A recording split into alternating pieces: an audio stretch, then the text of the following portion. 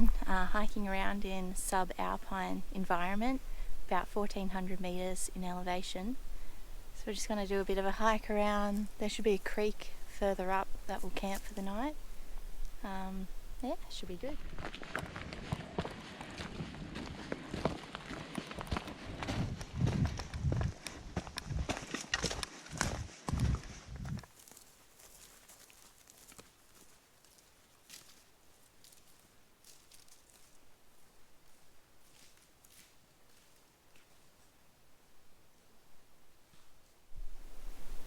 So just looking around here, you can see that there's lots of trees down on the ground, heaps of timber.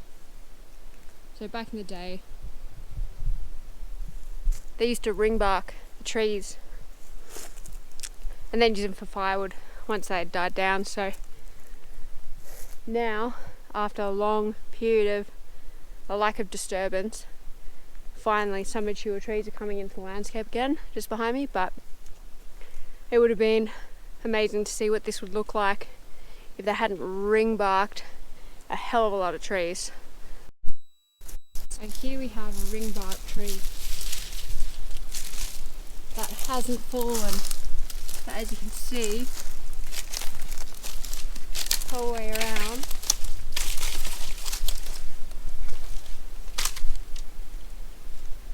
and it's really dead. For those that are interested, some ecological knowledge. Subalpine generally characterised by your taller gums like alpine ash, Eucalyptus regnans, Eucalyptus delegatensis, and Dalrympliana as well. But as soon as you get into that kind of alpine region, it'll generally be dominated by Pauciflora, which is the snow gum. Shorter, a bit more squat, really dense, slow-growing trees. Whereas these, a bit more heat, they shoot up a bit more. Kookaburras.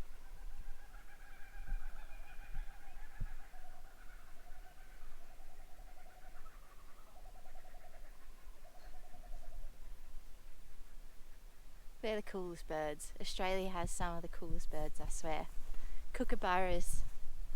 Oh, they're going off again.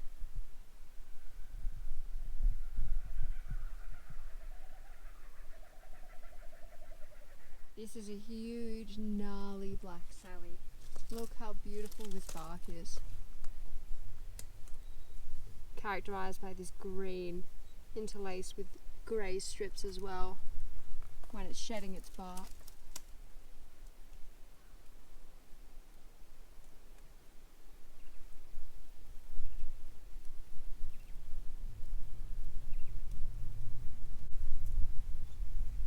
Size comparison.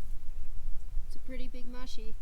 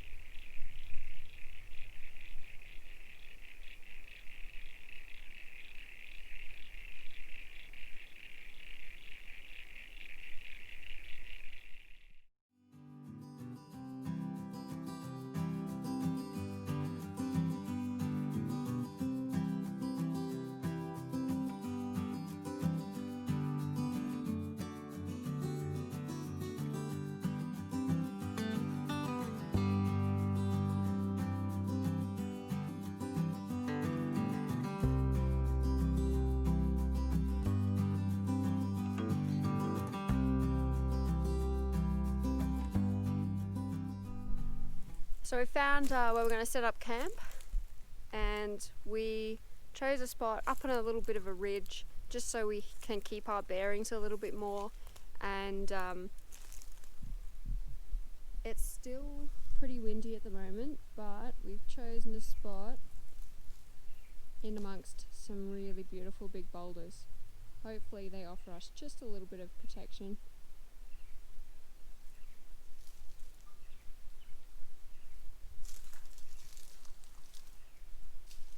the wind's supposed to drop off later, so hopefully we don't have a super windy night, because we'd like to have a fire and don't really want to be blowing smoke in our faces. But yeah, we might start setting up camp and we'll catch you later.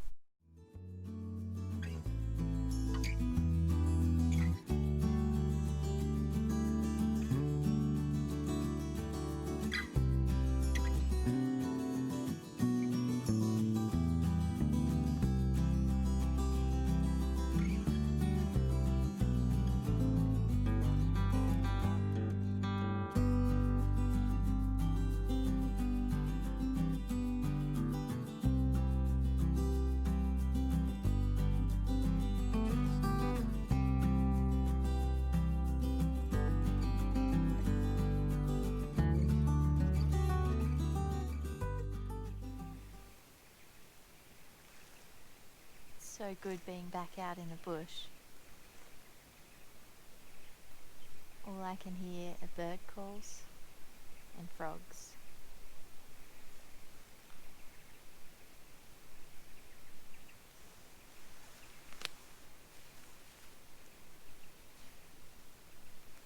It's 5:15 at the moment. The sun's like starting to set. Generally sets at like 6 p.m. at this time of year.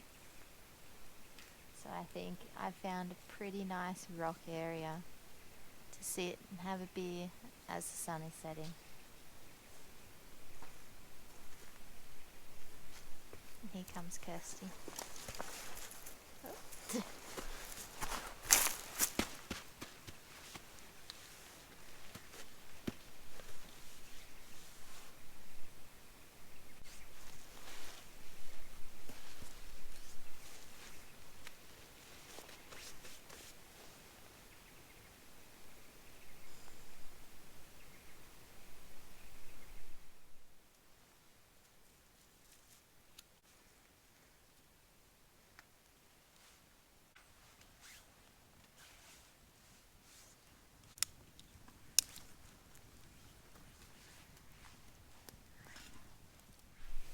So we've got a pretty cool dinner tonight. We've got some capsicum and broccoli, and then we're going to have some Moroccan couscous with that, and we have some venison. So one of Kirsty's friends, he hunts, so we trade him venison. We trade him beer and he gives us venison. We don't eat any other red meat. We don't eat beef or lamb for sustainability reasons, so this is like a really good source of iron.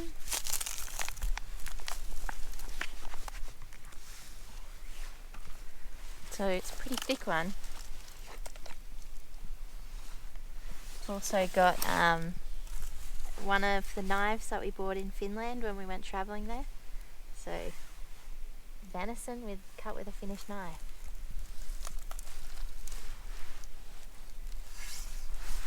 You can see there's like zero fat in this thing. Really lean, really full of iron, and it's delicious. Like, we both love venison. It's so good. A little bit frozen in the middle still, but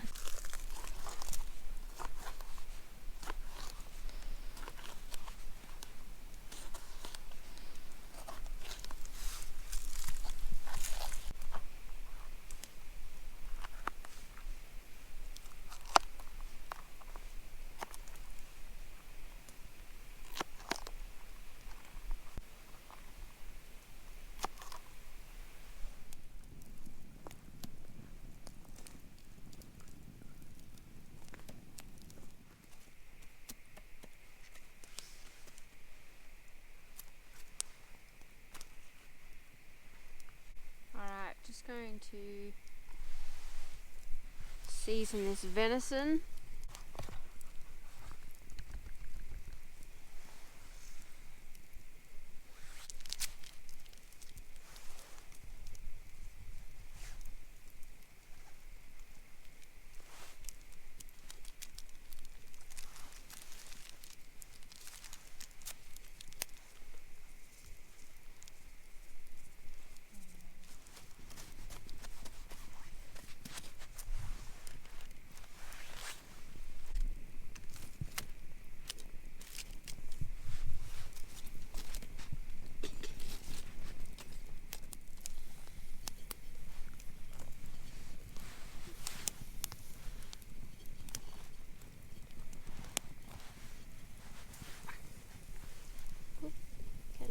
close. They don't make a big sizzle. I think it's partly because they have no fat whatsoever. But yeah, cooking. Depends how you like them too. So they're wild caught. We generally eat them medium. Medium on the verge of well done, just because being from the wild, you just want to make sure that it's cooked properly. Definitely not well done though, because that would just be ruining the meat altogether, and especially when there's no fat in there as well.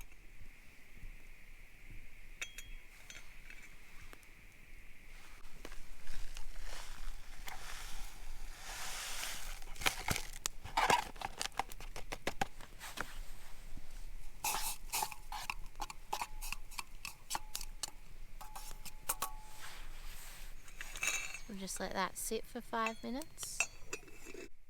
Alright, we are ready. I'm so caring out. Oh, that couscous smells amazing. Venison.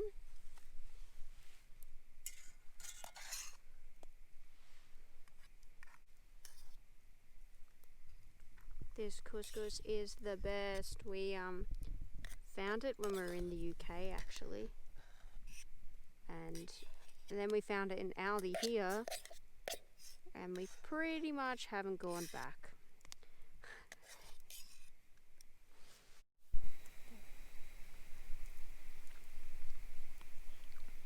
Couscous is perfect. Let's see.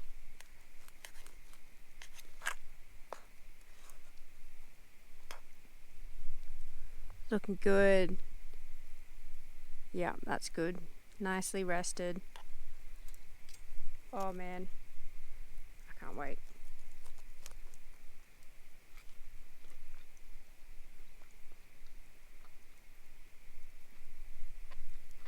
Tastes like a good steak.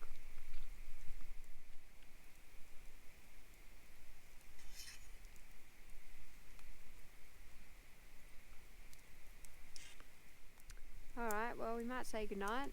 Just gonna finish this, probably get into the flask and then just enjoy the fire. And the stars have turned up tonight. It is absolutely, it's crystal clear. We can see the Milky Way really clearly, and we've already seen a couple of shooting stars as well, so I might just lie here and look at the sky, to be honest. Yeah, should be good, and we'll talk to you in the morning. Good night.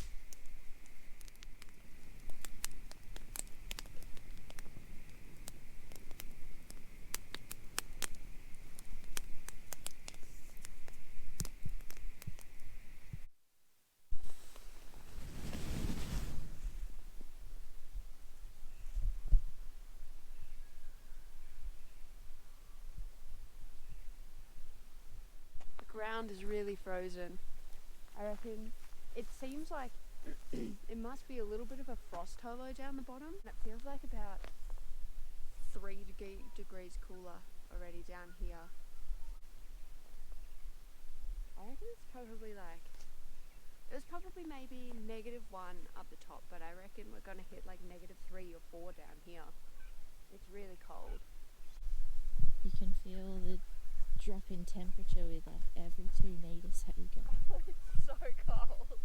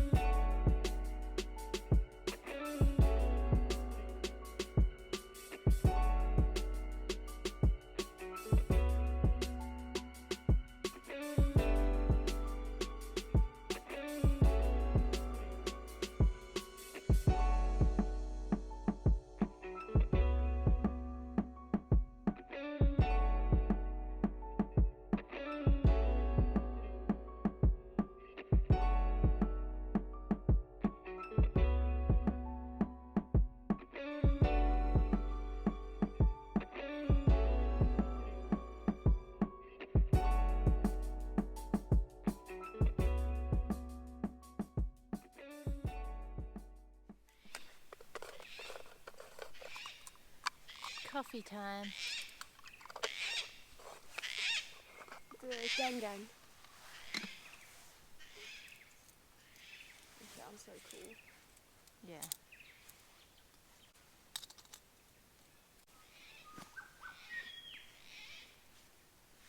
There's the other one. Do they hang out in a gang? They I think they mate for life, like other. Oh.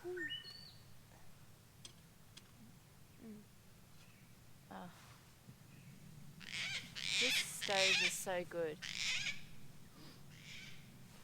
I'd recommend if you haven't invested in one.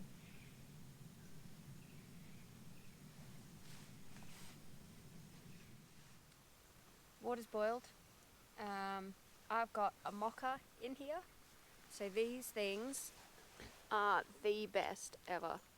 We have a fair few of them and we use them for everything. Like you can actually sous vide in them too, and you can freeze things in them. Also has measurements on the bottom. So if you put liquid in here, it's half a cup or 125 ml.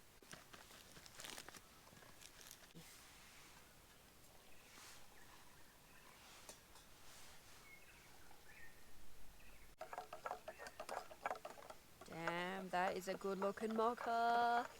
That does look good. Oh, it looks so good. So for breakfast this morning, we've got, it's called shakshuka. I actually don't know how to pronounce that properly. Shakshuka, something like that. So it's an Israeli breakfast dish. Basically, it's like capsicum, an onion and garlic sauteed for quite some time until they're really nice and soft.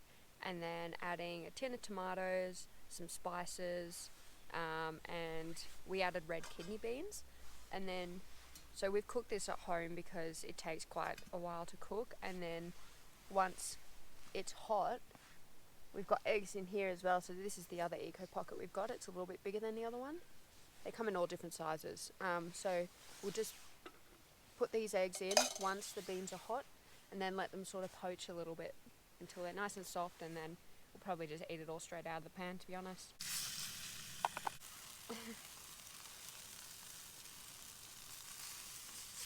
Oh no! Oh, We lost a yolk! it lasted the whole hike and everything. Just to fail at the last minute. Sad. Oh well. So these will just kind of poach away in here in the middle while the beans heat up on the outside. If I had another lid, I'd just put it on top so the eggs could kind of poach a bit more rather than just like fry, but work with what you've got in the bush.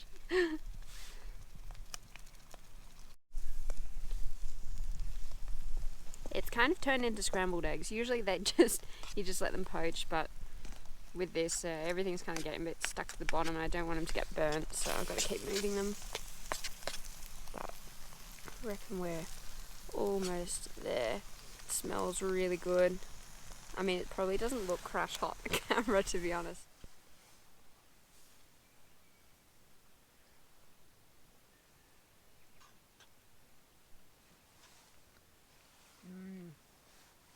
That's so good.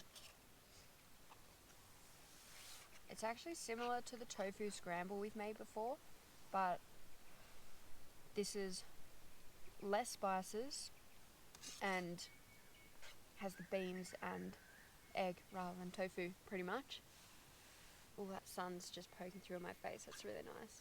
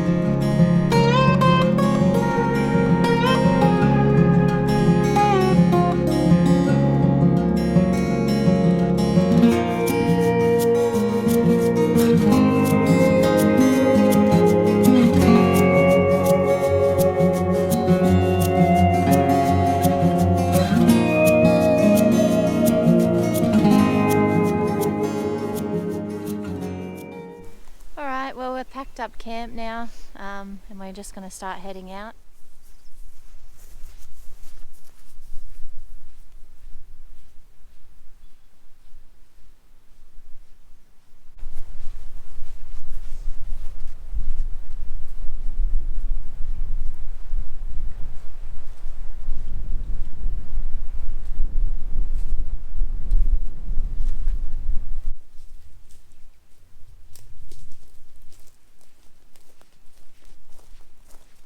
Alright, well, we're well on our walk back now. We've probably only got about 20 or so to go. Might say goodbye here, so yeah, thanks for hanging out and hope you enjoyed it. We had fun, and we'll catch you on the next one. See ya.